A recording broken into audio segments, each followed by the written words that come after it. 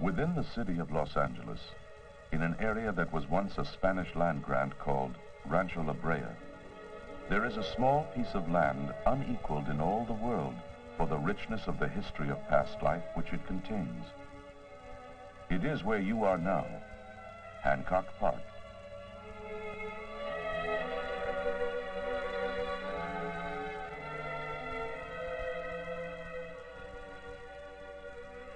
This is Hancock Park today.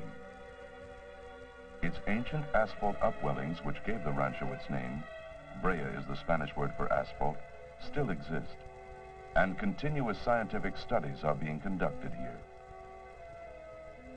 The museum you are visiting is operated by the Natural History Museum of Los Angeles County.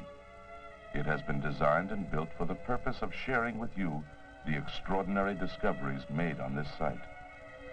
The fossil remains discovered here represent but an instant in the time scale of life, but the last 40,000 years of the evolution of life that began more than 3 billion years ago. Evolution etched and recorded in the permanence of fossils. From single cell to many.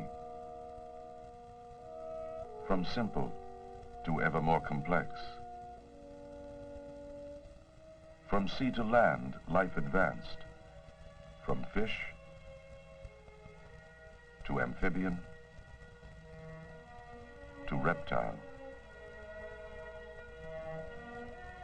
Dinosaurs arose, ruled for more than 100 million years, and vanished. They were 65 million years extinct when our story began.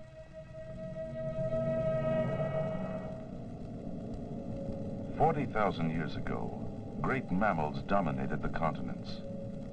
On the cave walls of Europe, ancient man painted and engraved their images of bull and bison, of mammoth, horse, deer, predator. Then, about 12,000 years ago, something happened. The large mammals and birds began to disappear. Within 5,000 years, most were extinct. No one knows what caused this great extinction. But fortunately, the fossil record laid down at Rancho La Brea covers not only that time, but a considerable period before as well.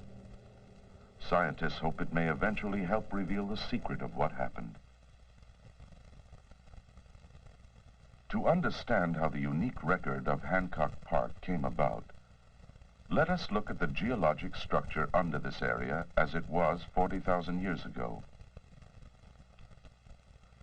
A layer of alluvial soil containing sand and clay and gravel covered much older oil-bearing sedimentary strata, which were folded, cracked, and fissured by movements in the Earth's crust.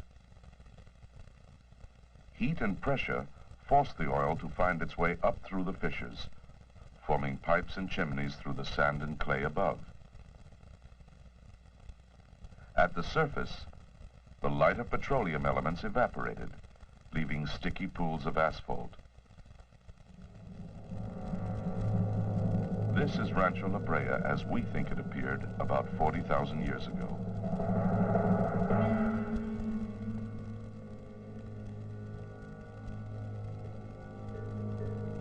The climate was probably a bit more humid and cooler than today's, making the vegetation slightly more lush. The same mountain ranges we see today ringed the horizon. There were streams which carried the runoff of water during the winter rainy season. But as today, the streams would become nearly dry riverbeds during the summer and fall. It was very often in these places that asphalt would seep up from below. As it oozed out, the asphalt formed shallow pools which were sometimes covered by water, or, as the water dried up, by leaves and dirt. This then became the setting for tragic dramas, which were to be played countless times through tens of thousands of years. Let us imagine for a moment that we have gone back to that time. A young horse of a species now extinct, cautiously approaches, attracted by the water he can see. His hooves sink into the hidden asphalt at the edge.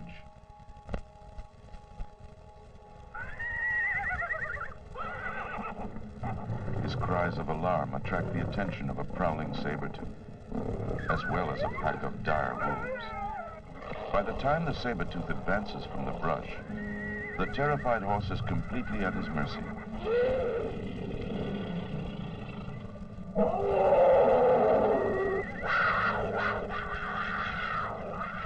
He gorges himself until suddenly the pack of wolves breaks from the tall grass. The saber-tooth turns to face their challenge and slips into the asphalt. Instantly, the wolves are tearing at the dead horse. Frightened, the rest of the pack scatters, leaving the dead and dying animals. Later, huge vultures gather in a death watch.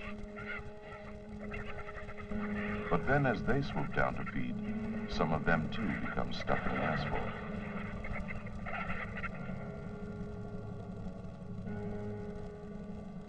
We can only guess what happened next, but probably the carcasses lay rotting for weeks or months until nothing remained of them but bones. In time, the bones became saturated with asphalt and slowly settled out of sight. Through thousands of years, sediments from storm runoffs gradually raised the level of the land surface. Usually, seepage of asphalt to the surface kept up with the buildup of the land, forming a cone-shaped mass of hardening asphalt and bones. Occasionally, a major flood would seal the pools with a deeper layer of sediment, separating the pockets of asphalt and bones. Many such deposits are concentrated in the area which came to be called Rancho La Brea. Their discovery takes us to a time early in the 20th century. The year was 1913. In this photograph, we see the ranch house built by Major Henry Hancock when he acquired the land nearly 50 years earlier. In the background are the derricks of wells dug to tap the ancient deposits of oil. But here in the foreground of another photograph, we see a hole being dug laboriously by hand in search of the real treasure of Rancho La Brea, the bones of the thousands of animals trapped and preserved here. Incredible masses of extremely well-preserved fossils were being unearthed, and realization grew of the extent and uniqueness of what was here. G. Allen Hancock, who had inherited Rancho La Brea, had first given permission to excavate for 2 years to the Natural History Museum of Los Angeles County, and later donated 23 acres of the land to the county, the area now known as Hancock Park. Some excavations had been made earlier by various groups and individuals, but now full-time organized activity began and continued into 1915. Almost 100 excavations, or pits as they were called, were completed. Overall, more than 4,000 individual mammals and an equal number of birds were represented by the more than 500,000 bones unearthed from 1913 to 1915. Tons of fossils were removed and packed in boxes and taken to the county museum to be sorted and cataloged, a job requiring 15 years. Complete skeletons of a number of the species were carefully assembled and put on display in Hancock Hall at the museum. Over 25 kinds of birds and mammals were exhibited, nearly all extinct today. Most spectacular was the imperial mammoth, standing 13 feet in height, weighing 20,000 pounds, with 10-foot-long ivory tusks. There was the American mastodon, not as large, but still huge. There were ground sloths, camels, the western horse, the bison. These animals were the most important of those called herbivores, or plant eaters. But the herbivores altogether were a small group when compared to the number of carnivores, or flesh eaters, found. Of these, over half were of the dog family, mostly dire wolves and coyotes. Almost 40% were big cats, largely saber-tooths, but also a number of huge lions. The short-faced bear was the largest carnivore, but few of these were found. The mammals found at Rancho La Brea were not only equaled in number, but also exceeded in variety by birds. 126 different types have been recognized. Like the mammals, the greatest number of birds were flesh-eating predators or scavengers. The remains of only one human were found, a woman who lived approximately 9,000 years ago, and who was similar to the Indians who inhabited the Channel Islands and coastal areas in later prehistoric times. In Hancock Park, construction was begun in June 1975 on the museum building donated by George C. Page, and immediately there was a good omen. A completely unsuspected pocket of fossils was exposed only a few feet below the surface. Within hours, professional paleontologists and museum volunteers were carefully uncovering the bones in this remarkable find. As in all previous digs, something unique was found. In this case, several almost intact skeletons of saber-tooths, lions, dire wolves, horses, and bison. These discoveries have added to the treasure of Rancho La Brea, to the more than 100 tons of fossils unearthed here. A treasure not only of fossils of large mammals and birds, but of plant life and microfossils. Through these tiny specimens, scientists are learning even more about the life, climate, and environment which once existed here. Cleaned, sorted, restored, and reconstructed, the fossils of Rancho La Brea have contributed to research and to museums throughout the world.